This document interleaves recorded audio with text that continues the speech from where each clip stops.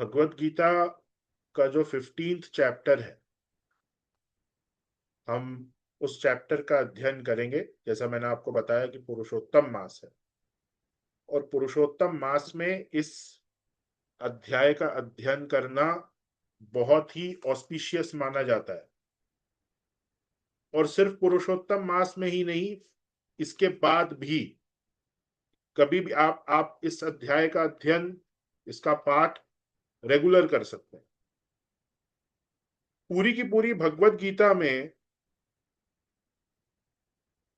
15th chapter सबसे important माना जाता है। बाकी के सारे अध्याय भी बहुत इंपॉर्टेंट है, लेकिन उनमें भी इस अध्याय की अपनी एक विशेष महत्वता है। क्यों है? भगवत गीता का जो समरी है, एक प्रकार से पूरी की पूरी भगवत गीता की समरी, वो इस 15वें अध्याय में है। इसीलिए सिर्फ इस एक अध्याय को भगवान श्री कृष्ण ने शास्त्र बोला हुआ है। शास्त्र आएगा अभी जब हम देखेंगे, बाकी किसी अध्याय को शास्त्र नहीं बोला भगवान ने। सिर्फ ये अध्याय जो पुरुषोत्तम योग है, उसे भगवान ने संज्ञा दी है शास्त्र की। अब शास्त्र क्या होता है? शास्त्र वो नॉलेज है जहां पर जीव के विषय में, जगत के विषय में, परमात्मा के विषय में, और जीव और परमात्मा के बीच में जो संबंध है, उसके विषय में जिस भी जगह बात हो, जिस भी टेक्स्ट में बात हो, वो टेक्स्ट बन जाता है शास्त्र। जीव का विषय डिस्कस होना चाहिए, जगत का विषय डिस्कस होना चाहिए, परमात्मा का विषय डिस्कस होना चाहिए, और जीव में और परमात्मा में जो संबंध है, वो संबंध डिस्कस होना चाहिए। अगर ये चार चीजें कहीं पे होती हैं, तो उस टेक्स्ट को बोल दिया जाता है शास्त्र। तो आप ये देखेंगे कि इस अध्याय में ये चारों चीजें बताई गई, इसलिए इस अध्याय का नाम है शास्त्र। इसको शास्त्र की संज्ञा दी गई। वैसे इस अध्याय का क्या नाम है? पुरुषोत्तम योग। पुरुषोत्तम योग। अब ये नाम पुरुषोत्तम योग कैसे पड़ा? ये जैसे जैसे ये अध्याय हम पढ़ेंगे, एंड में आपको समझ में अपने आप ही आ जाएगा कि इसे पुरुषोत्तम योग क्यों कहा जाता है, ये नाम कैसे आया। तो देखिए, जब आप भगवत गीता का पाठ करते हैं, है ना, पाठ करने की बात मैं कर रहा हूं यहां पे, जब हम भगवत गीता का पाठ करते हैं, तो पाठ करने के पहले भगवत गीता का ध्यान है। तो काफी सारे श्लोक हैं यहाँ पे, ध्यान श्लोक, इन सबका उच्चारण करना जरूरी होता है पाठ के पहले। हम धीरे धीरे कर कर सारे ध्यान श्लोक देखेंगे, है ना। आज हम केवल इस प्रथम ध्यान श्लोक का उच्चारण करते हैं। जब आप प्रॉपरली पाठ करेंगे तो आप सारे ही ध्यान श्लोकों का उच्चारण करें, नहीं तो एटलीस्ट आप 3 ध्यान श्लोकों का उच्चारण आप करें मिनिमम, फिर किसी भी पाठ को प्रारंभ आप कर सकते हैं।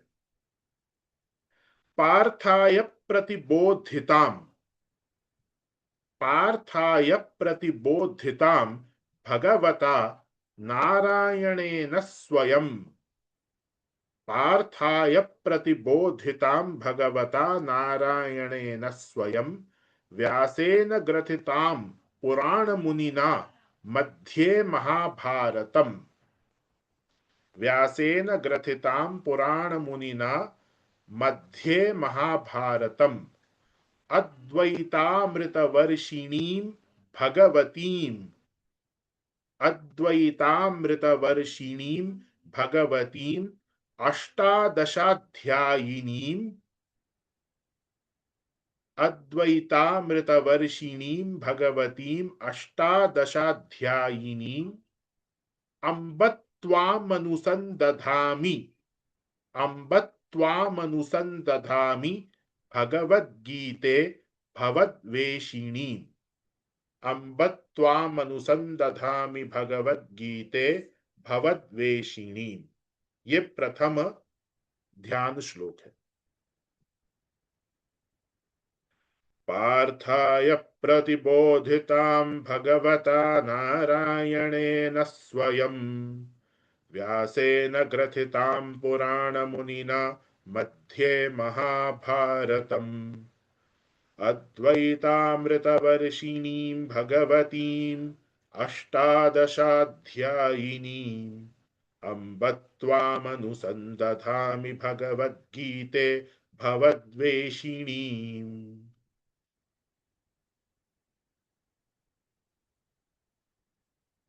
आगे के ध्यान श्लोक हम धीरे धीरे करके कर लेंगे जब तक हमारा 15वां अध्याय पूर्ण होगा। अब देखिए,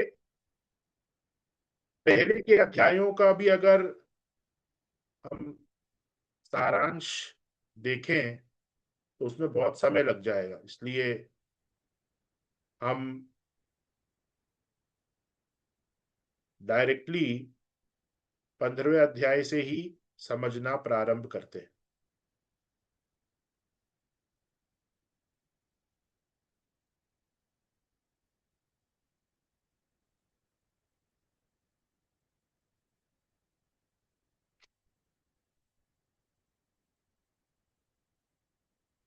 कई बार लोगों को एक कंफ्यूजन रहता है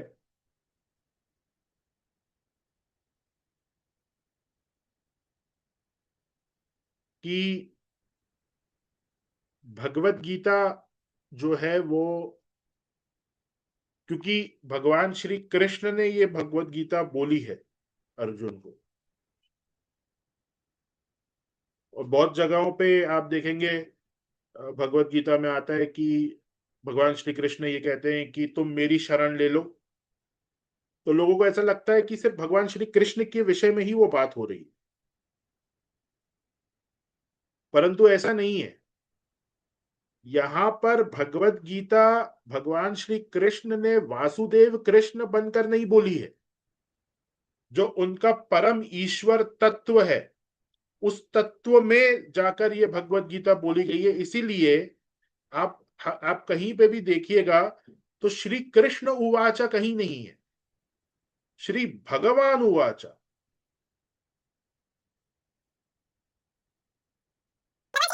जैसे बहुत सारे लोग कहते हैं ना कि क्योंकि भगवान श्री कृष्ण ने ये बोला है कि मेरी शरण में आ जाओ, मैं तुम्हारे सब पाप नाश कर, सब पापों का शमन कर दूंगा, इसलिए सबको भगवान श्री कृष्ण की ही शरण में जाना चाहिए और किसी देवता की शरण में नहीं जाना चाहिए। ये गलत ट्रांसलेशन है।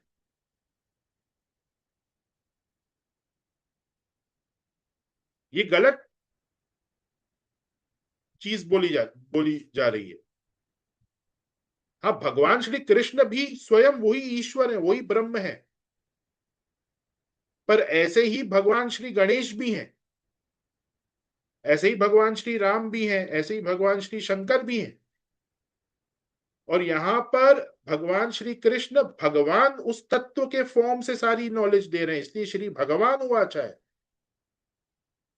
तो यही गीता का जो उपदेश है, अगर आपके इष्ट महागणपति हैं तो आप इस उपदेश को उनका उपदेश मान सकते हैं। अगर आपकी इष्ट देवता, इष्ट देवी आपकी भगवती दुर्गा है तो यही पूरा उपदेश आप दुर्गा माता का उपदेश मान सकते हैं। अगर आपके इष्ट शंकर जी हैं तो यही भगवत गीता का उपदेश आप शंकर जी का उपदेश मान सकते हैं।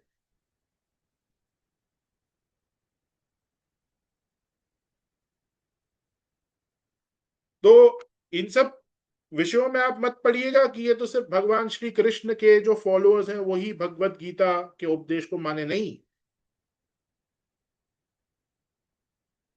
यहां कहीं पे भी श्री कृष्ण उवाचा नहीं है, भगवान उवाचा है, भगवान उवाचा।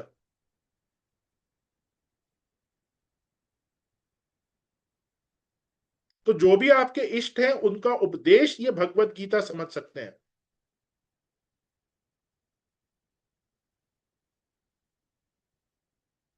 और जहां पर भगवत गीता में बोला गया है कि सारे धर्मों को छोड़कर आप मेरी शरण में आ जाओ, इस उपदेश को आप अपने इष्ट देवता के साथ जोड़ सकते हैं।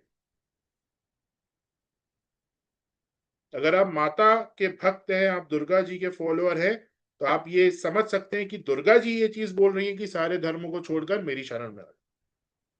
अगर आप भगवान श्री राम के फॉलोअर हैं, आप ये सेम चीज वहां पे अप्लाई कर सकते हैं कि भगवान श्री राम बोल रहे हैं कि सारे धर्मों को छोड़कर मेरी शरण में आ जाओ, जो भी आपके इष्ट है।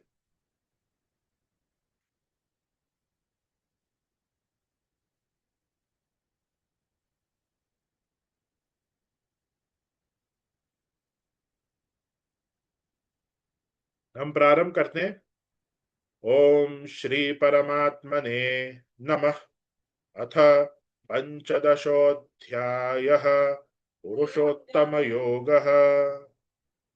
श्रीभगवानुवाच ऊर्ध्वमूलमधः शाखम् अश्वत्थं प्राहुरव्ययम् छन्दांसि यस्य पर्णानि यस्तं वेद स वेदवित्।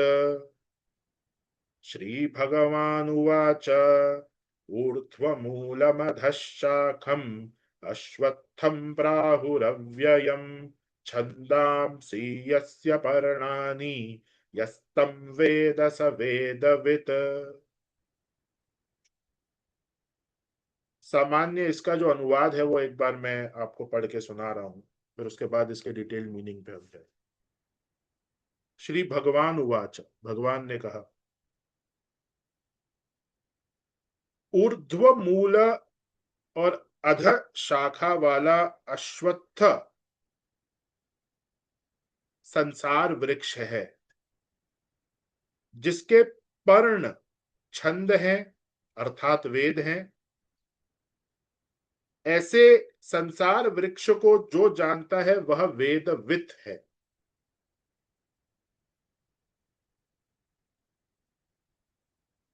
आप में से कोई भगवत गीता लेकर बैठा है क्या?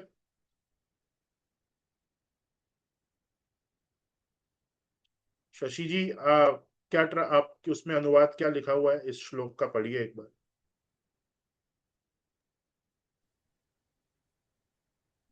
श्री भगवान बोले, आदि पुरुष परमेश्वर रूप मूल वाले और ब्रह्मा रूप मुख्य शाखा वाले जिस संसार रूप पीपल के वृक्ष को अविनाशी कहते हैं तथा वेद जिसके पत्ते कहे गए हैं, उस संसार रूप वृक्ष को जो पुरुष मूल सहित तत्व से जानता है, वह वेद के तात्पर्य को जानने वाला है।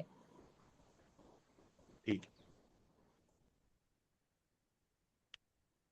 प्राहुहु, ये वर्ड यहाँ पे प्राहुहु और अव्ययम, ये दो शब्द यहां पर है। प्राहुहु का मतलब होता है ऐसा वे कहते हैं। कौन कहते हैं? जो पुराने ज्ञानी जन है। तो पुराने ज्ञानी जन, ऋषि महात्माओं की यहां पे बात हो रही है। वे कुछ कहते हैं, वो ऐसा कहते हैं। अब वो क्या कहते हैं?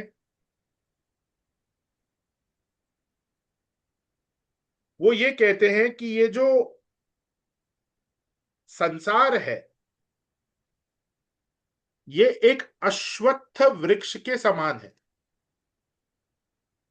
अश्वत्थ वृक्ष मतलब पीपल का पेड़, पीपल।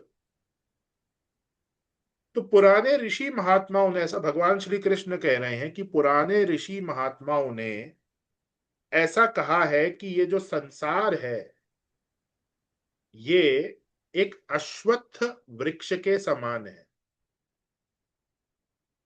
पर ये बड़ा इंटरेस्टिंग सा वृक्ष है। ये जो पीपल का पेड़ बताया है संसार को, ये इंटरेस्टिंग है थोड़ा। कैसे इंटरेस्टिंग है? इसका जो मूल है वो ऊपर की तरफ है, ऊर्ध्व मूलम। पेड़ है तो पेड़ का मूल भी होगा ना। तो ये पेड़ का मूल जो है ये ऊपर की तरफ है। वैसे पेड़ का मूल कहां पे होता है? पेड़ का मूल वैसे कहाँ नीचे होगा? की नीचे की तरफ। नीचे की तरफ। जड़ में। अधशाखम, और शाखाएं नीचे की तरफ है, तो भाई मूल ऊपर है और शाखाएं नीचे की तरफ है। छंदांसी यस्य पर्णानि, छंदांसी, छंदांसी का अर्थ होता है वेद, क्योंकि वेद के मंत्र छंदों में होते हैं, तो वेद को यहां पे बताया गया है छंदांसी यस्य पर्णानि, उसकी जो पत्तियां हैं, जो लीव्स हैं, वो वेद मंत्र हैं। और इस संसार वृक्ष को और इसके मूल को जो व्यक्ति जानता है वो वेदविद है। ये सामान्य इसका अर्थ।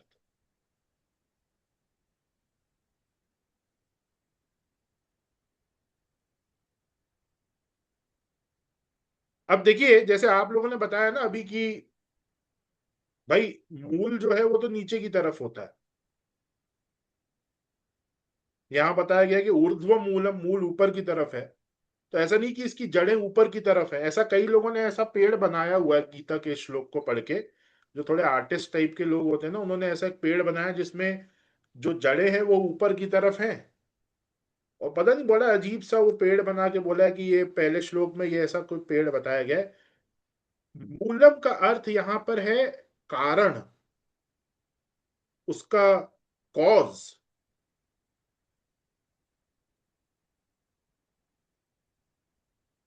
मूलम का क्या अर्थ है? कारण। इस संसार वृक्ष का जो कारण है वो ऊपर है। ठीक है, इतना क्लियर हुआ? ऊर्ध्व मूलम। तो इसकी रूट वो वैसी वाली रूट्स नहीं है जो नॉर्मल हम पेड़ में देखते हैं। इस पेड़ की जो रूट है, क्योंकि रूट ही कारण होता है, जड़ी कारण होती है पेड़ की, वो ऊपर है। तो ये एक सिंबॉलिक पेड़ है। इस पेड़ के सिंबल से हमें कुछ समझाया जा रहा है, तो उस पे फोकस रखिएगा। वैसा यहां सोचने बैठ गए अरे जड़ें ऊपर कैसे हो सकती हैं, ऐसा नहीं सोचना हमको। वो कारण को बताया जा रहा है कि क्योंकि कारण ऊपर है, इसीलिए ऊर्ध्व मूलम बोला गया है। अच्छा, जो कारण होता है, जो रूट होती हैं एक पेड़ की, वो रूट क्या करती हैं?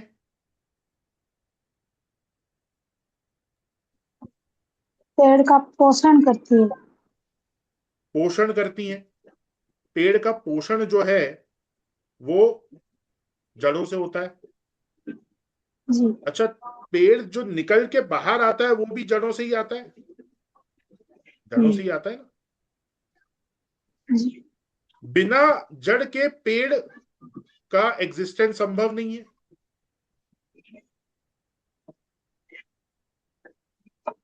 अच्छा, जब आप जी पेड़ को देखते हो तो जड़ भी दिखती है क्या? नहीं। पेड़ को देखा आपने तो पेड़ को देखने के बाद जड़ भी दिख रही है क्या, कि सिर्फ पेड़ जड़ दिखता तो है? मिट्टी में है। जड़ मिट्टी के जड़ नीचे। मिट्टी में। यानी कि जड़ नहीं दिखती। हम्म। जड़ नहीं दिखती हमें सामने, हम कोई भी पेड़ देख लो तो आपको पेड़ ही दिखेगा, जड़ नहीं दिखेगी। तो ये जड़ की खासियत है। जड़ पेड़ को नरिशमेंट देती है, पेड़ जड़ से ही बाहर आता है।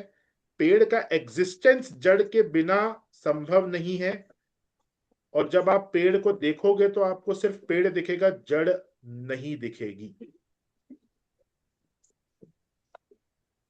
तो ऐसे ये जो संसार वृक्ष है, इसका जो मूल है वो नीचे नहीं, वो ऊपर है, क्योंकि वो ईश्वर है। तो ये संसार जो, इसका जो प्रादुर्भाव हुआ, वो पेड़ के साथ उसकी तुलना की जा रही है कि जैसे जड़ से पेड़ निकलता है, वैसे ही ईश्वर से संसार की उत्पत्ति हुई। पहली बात, जैसे पेड़ को जितना भी नरिशमेंट है वो जड़ के द्वारा दिया जाता है, ऐसे ही संसार का पोषण, जगत का पोषण किसके द्वारा किया जाता है? भगवान के द्वारा किया जाता है। जैसे जड़ के बिना पेड़ का एग्जिस्टेंस संभव नहीं है, वैसे ही ईश्वर के बिना संसार का एग्जिस्टेंस संभव नहीं है। जैसे ही पेड़ को आप देखेंगे तो आपको सिर्फ पेड़ दिखेगा, जड़ नहीं दिखेगी, ऐसे ही आप संसार को भी देखेंगे तो आपको सिर्फ जगत दिखेगा, ईश्वर नहीं दिखेगा।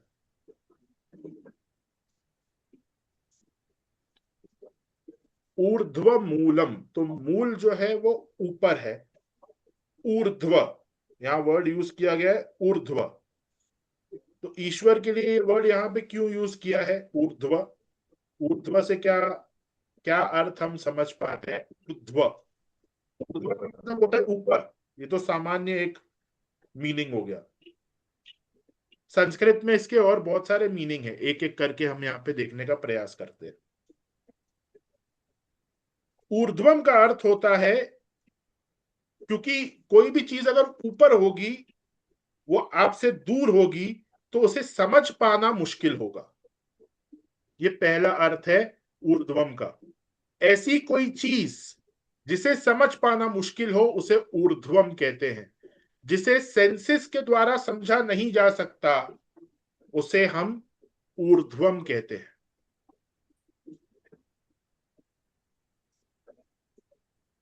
जिसे माइंड स्पेस के द्वारा नहीं समझा जा सकता वो है ऊर्ध्वम।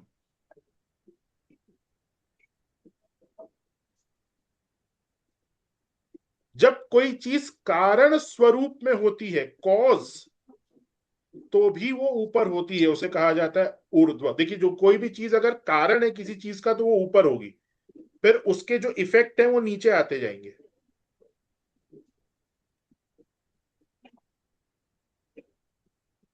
तीसरा अर्थ ऊर्ध्वम का है नित्य, जो चेंजलेस है, जो बदलता नहीं है, वो है ऊर्ध्वम।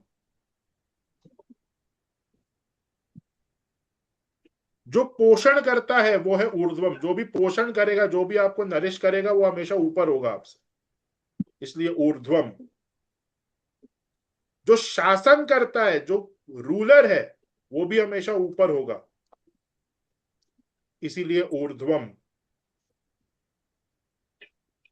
जो लाइफ फोर्स है, चित्त स्वरूप, वो भी हमेशा ऊपर होगा, ऊर्ध्वम। जो सत्स्वरूप है, जो एग्जिस्टेंस है, जो एग्जिस्ट करता है, उसे भी बोला जाता है ऊर्ध्वम।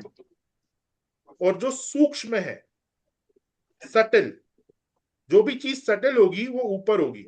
जैसे पानी को आप देखिए, पानी अपने सटलेस्ट फॉर्म में, अपने सूक्ष्म स्वरूप में वेपर बन के ऊपर उड़ जाता है, और जैसे जैसे वो ग्रॉस होता जाएगा वैसे वैसे वो सॉलिड है। जैसे बर्फ है, तो बर्फ क्या है? बर्फ नीचे आ जाती है, बर्फ में वेट है, वो स्थूल स्वरूप है। सूक्ष्म स्वरूप क्या है? भाप, वो ऊपर होगी। तो जो भी चीज अपने सूक्ष्म स्वरूप में है, उस चीज को भी क्या बोला जाएगा? ऊर्ध्वम।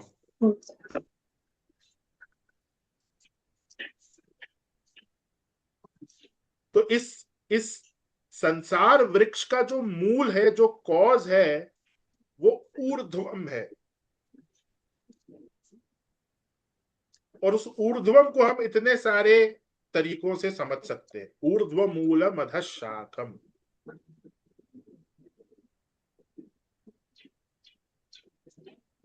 अच्छा, अधः शाखम का क्या अर्थ है? अधः का मतलब ऊर्ध्व से ऑपोजिट। ऊर्ध्व मूलम अधः शाखम, ऊर्ध्व से जो ऑपोजिट है वो है अधः। तो देखिए, अब जो भी चीजें मैंने आपको बताई उनका ऑपोजिट आप करते जाइए तो अधः का मतलब आ जाएगा। सबसे पहले, जो चीज समझना मुश्किल है वो ऊर्ध्वम है। जो चीज समझना आसान है वो हो गई अधः। जो चीज ऊपर है वो ऊर्ध्वम है, जो चीज नीचे है वो हो गई अधः। जिसे माइंड और स्पेस से नहीं समझा जा सकता वो ऊर्ध्वम है, जिसे माइंड और स्पेस से समझा जा सकता है वो अधः हो गई। जो कारण है, जो कॉज है वो ऊर्ध्वम है, जो इफेक्ट है, कार्य है, वो अधः हो गया। जो पोषण करता है वो ऊर्ध्वम है, जिसका पोषण हो रहा है वो अधः हो गया। जो शासन करता है वो ऊर्ध्वम है, जिस पर शासन कर रहा है वो हो गया अध। जो सूक्ष्म है, सटिल, वो ऊर्ध्वम, और जो ग्रॉस है, स्थूल, वो हो गया अध।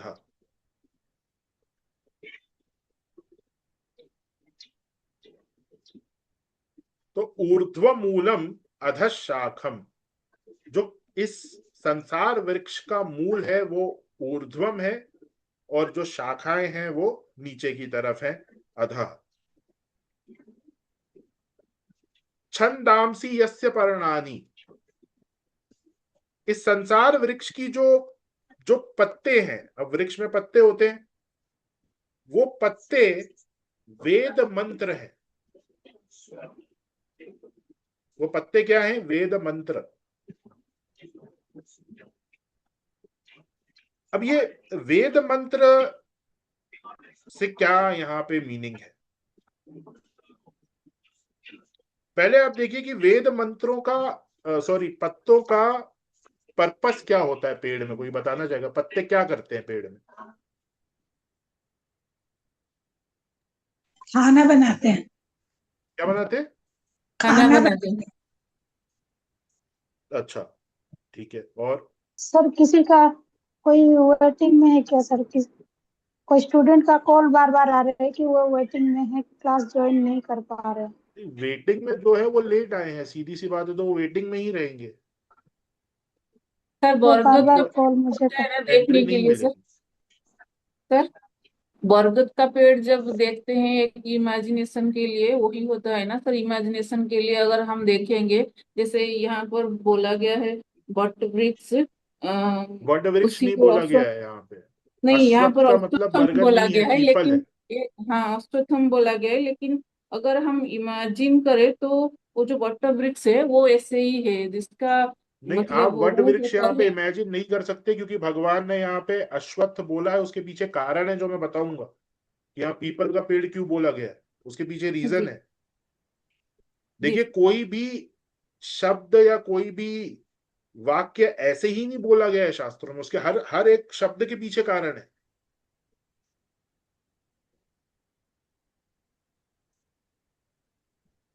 देखिए, पत्तों का एक एक जो मेन फंक्शन है वो ये है कि पत्ते एक तो पेड़ को ब्यूटीफुल बनाते हैं, पेड़ को सुंदर बनाते हैं, है ना, और दूसरा पेड़ को नरिश करते हैं। पेड़ को जो नरिशमेंट है वो पत्तों के द्वारा प्राप्त होता है। अब यहाँ पे ये बोला गया है कि ये जो पत्ते हैं ना, ये वेद मंत्र है। इस संसार वृक्ष के पत्ते वेदों के मंत्र है। अब यहाँ थोड़ा सा हमें समझना पड़ेगा कि ये वेद मंत्र क्या है। वेद दो भागों में, वेद मंत्र दो भागों में विभाजित होते हैं। वैसे तीन भाग हैं, लेकिन उसमें आपको भी कंफ्यूजन होगा। आप दो भाग समझिए, एक होता है कर्म कांड, एक होता है ज्ञान कांड। कर्म कांड और ज्ञान कांड, इन दो विभागों में वेद मंत्र विभाजित करे गए। कर्म कांड का जो विषय है, कर्म कांड में जो वेद मंत्र है उनका जो विषय है वो है धर्म अर्थ काम। तीन चीजें, धर्म अर्थ काम। इहलोक सुख, इस संसार में सुख, और परलोक सुख, इस लाइफ के बाद आपको जो भी लोक प्राप्त हो, उस लोक का सुख। धनम धान्यम पशुम बहुपुत्र लाभम शत संवत्सरम दीर्घमायु, ये सब कर्मकांड का विषय है। धनम धान्यम पशुम बहुपुत्र लाभम, समझ लेना, इन सबका इजी है मीनिंग समझना। धनम धान्यम पशुम बहुपुत्र लाभम दीर्घमायु, ये जो सारे विषय हैं ये कर्मकांड के विषय हैं वेदों में।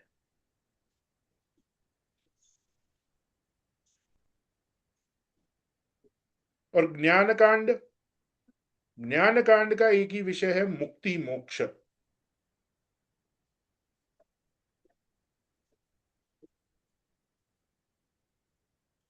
तो धर्म अर्थ और काम, ये विषय किसका हुआ?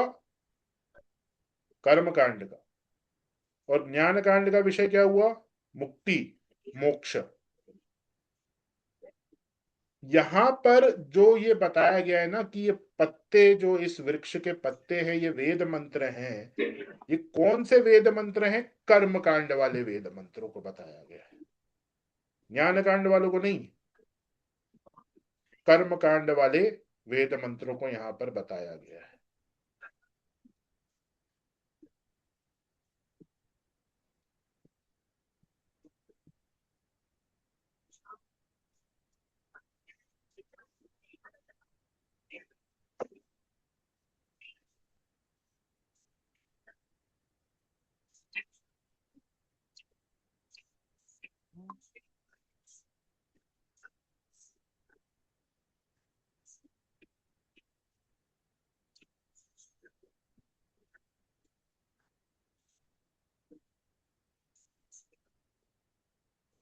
अब ये क्यों बोला गया यहाँ पे कर्म कांड वाले वेद मंत्रों को? इस संसार वृक्ष की पत्तियां क्यों बताई गई हैं? देखिए, आपको दो शब्दों के बीच का मतलब अच्छे से पता होना चाहिए। एक वर्ड है संसार और एक वर्ड है जगत।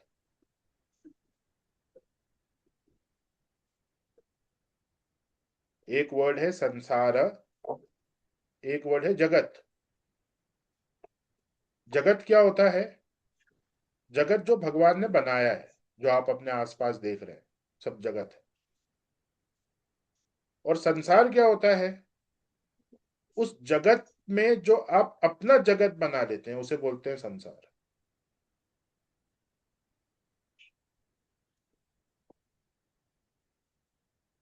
एक एक एक चुटकुला या इस तरीके का आप कह सकते हैं, बहुत प्रचलित है कि एक वाइफ भगवान के पास गई और उसने भगवान को बोला कि आपने पति क्यों बनाया? आपने ये बनाया ही क्यों, पति जैसा एक प्राणी? तो भगवान ने बोला कि देखो, मैंने तो इंसान बनाया, पति है उसने, उसको आपने बनाया। यही अर्थ है संसार और जगत के बीच में।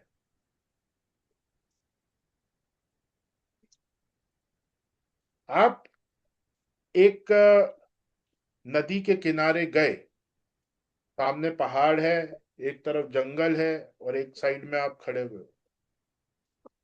आपको बहुत आनंद आया वहां जाके। तो ये जो नदी, पहाड़, ये सब जो चीजें बनी हुई है ना, ये जगत है जो भगवान ने बनाया आपके लिए।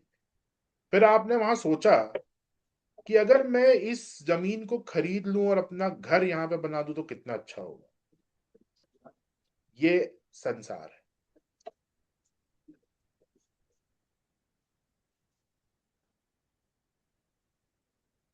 एक बार एक व्यक्ति नदी में स्नान करने गया। उसने देखा कि एक स्टिक आ रही है सामने से, एक लकड़ी, और उस लकड़ी में जो ऊपर वाला भाग है वो पूरा चांदी का है। वो ऐसे फ्लोट करते हुए वो लकड़ी आ रही है। तो अब उस व्यक्ति को लगा, अगर मैं इसको पकड़ लेता हूँ इस लकड़ी को, तो वो चांदी भी मेरे सब पास आ जाएगी सारी। तो तैर के गया, बीच में लकड़ी पकड़ ली उसने। एकदम से बहाव और तेज हो गया और वो हाथ से लकड़ी छूट कर वो लकड़ी बह गई और ये वापस किनारे पे आके रोने लग गया कि मेरे हाथ से वो छूट गई, चांदी मेरे हाथ से छूट गई, लकड़ी मेरे हाथ से छूट गई। अब देखो, वो जो लकड़ी आ रही थी ना, वो इस व्यक्ति के दुख का कारण नहीं थी। जब इसने ये सोचा कि मैं इसको अपना बना लेता हूं और वो छूट गई उससे, तब इसका दुख का कारण चालू हुआ वहां से। वरना वो आ रही थी, अपने आप बहती बहती चली जाती, इसको कोई दुख नहीं होता उससे। तो वो जो लकड़ी आ रही थी बहती हुई, वो जगत है। इसने जब ये सोचा ना कि ये मेरी बन जाए, वो संसार है। यहां पे जो बात हो रही है वो हो रही है संसार वृक्ष की, जगत की बात नहीं हो रही है। संसार वृक्ष,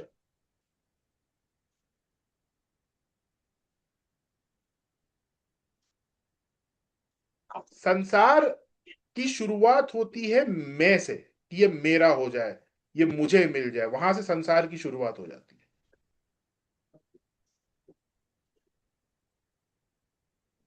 अच्छा, इसको क्या बोला गया है? अश्वत्थ।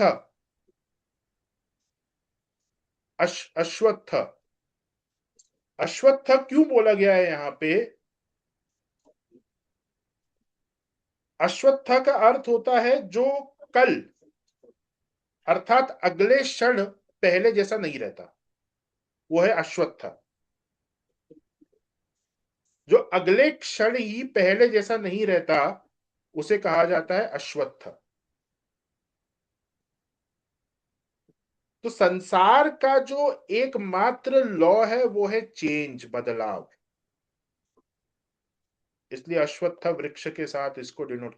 आप मुझे एक बात बताइए, आप एक नदी में नहाने के लिए गए, फिर आप नहा के बाहर आ गए, अब अगले क्षण आप फिर से उसी नदी में नहाने के लिए जाना चाहते हैं, तो क्या आप उसी नदी में दोबारा नहाने जा सकते हैं?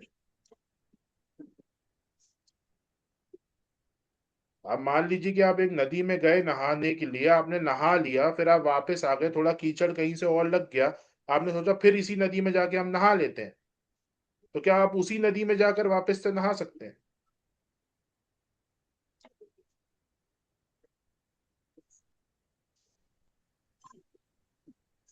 एकदम सर प्रभावित हो गया। सर सर नहा तो सकते हैं, पर वो पानी तो चेंज हो गया ना। अच्छा, वो नदी नहीं रही ना आगे जिसमें बढ़ आप गया। नहाए थे। वो पानी तो आगे निकल गया जिसमें आप नहाए थे। उसी पानी में दोबारा आप नहीं नहा सकते। नदी वही हो सकती है, देखो जगत वही है, पर संसार बदल रहा है, वो पानी बदल जाएगा।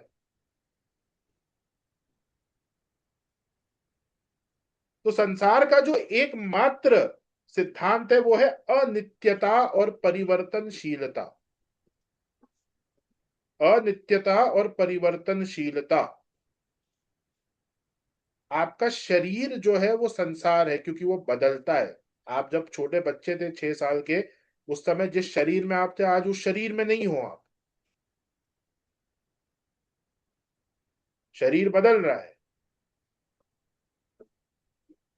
यहाँ पे जो भी रिलेशन आप किसी से बनाओगे वो अनित्य होगा। आज कोई आपका दोस्त है, कल वो नहीं दोस्त रहेगा। कोई नित्य दोस्त नहीं होता, ना ही कोई नित्य संबंध होता। नहीं, कोई बोले नहीं हमारा तो नित्य एक फ्रेंड है, बचपन से हमारे साथ है, वो भी नित्य नहीं है।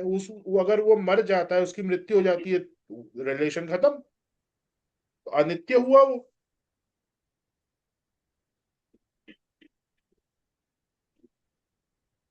हस्बैंड वाइफ बोलेंगे हम एक साथ रहेंगे, नहीं रह सकते। दोनों में से किसी एक की मृत्यु हो गई तो अकेले हो जाओगे। नित्यता कहीं नहीं है संसार में। आप जिस घर में आज रह रहे हो, पहले वहां पे खेत होगा, और फिर अब कुछ सालों के बाद वहां आपका घर तोड़ के कुछ और बन जाएगा।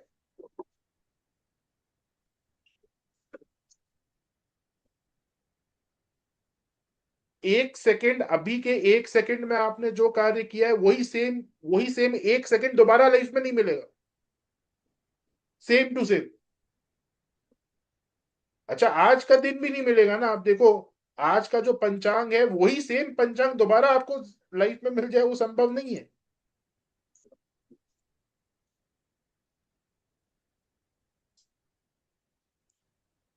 तो ये जो पूरा संसार है, वो एक अश्वत्थ वृक्ष के कारण है, क्योंकि ये बदल रहा है, ये परिवर्तनशील है, इसमें अनित्य है। तो अभी तक हमने क्या देखा कि भाई ये जो संसार है, इसका मूल ऊर्ध्वम है, यानी कि भगवान इसके मूल है, और इसकी शाखाएं नीचे की तरफ हैं। इसके जो पत्ते हैं वो वेद मंत्र हैं। कौन से वेद मंत्र? कर्मकांड वाले। क्यों कर्मकांड वाले, वो मैं कल बताऊंगा। और ये अश्वत्थ वृक्ष है, यानी कि ये परिवर्तनशीलता को बता रहा है कि संसार जो है वो परिवर्तनशील है।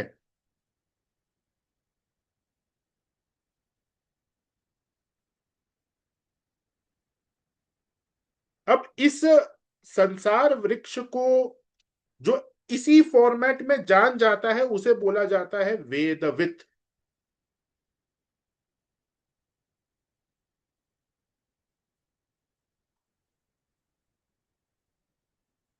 ये पहला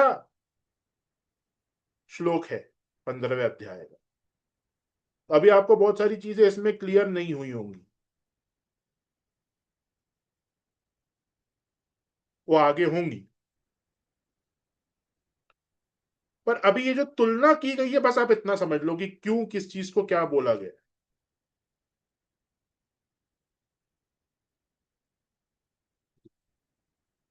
कोई क्वेश्चन किसी का?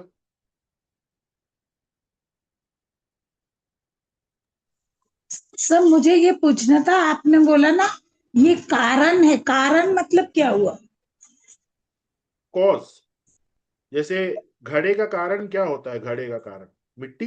मिट्टी। तो कॉज को बोला जाता है कारण, और जो इफेक्ट है उसको बोला जाता है कार्य। तो घड़ा, घड़ा जो है वो कार्य हो गया और कारण हो गई मिट्टी। मतलब मिट्टी से घड़ा बना है। मिट्टी से घड़ा बना है, तो जिससे बना है वो कारण है, और जो बना है वो कार्य है। तो जगत का कारण कौन है? जहां से जगत आया है, तो जगत आया है ईश्वर से, और जगत जो है वो कार्य है।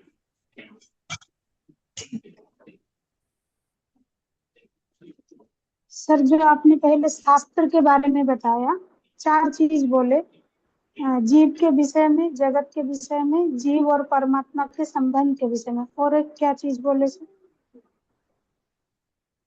जीव, जगत, परमात्मा, और जीव और परमात्मा का जो संबंध। रिलेशन है, वो संबंध। जीव के, जगत के, परमात्मा के, जगत के।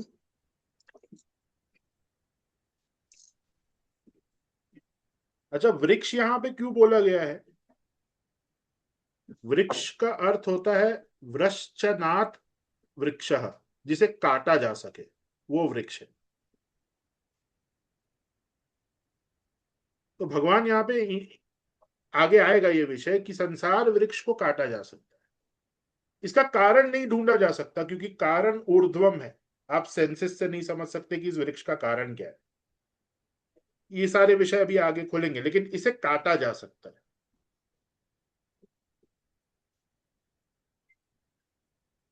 बोले क्यों काटना है? पेड़ों को काटना तो गलत बात होती है।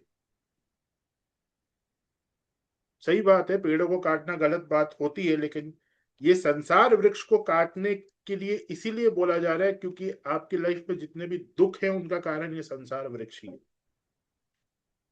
और सिर्फ इस लाइफ में नहीं, आगे आने वाली लाइफ में जितने भी दुख आप भोगोगे उन सबका कारण ये संसार वृक्ष है। ये भगवान आगे बताएंगे। इसलिए वृक्ष बोला गया है, ताकि आप समझ जाओ कि इसको काटा जा सकता है। किससे काटा जा सकता है, वो सारी चीजें आगे आएंगी, हम देखते रहेंगे। आज के लिए इतना ही। 3 बार ओम का उच्चारण हो। शांति।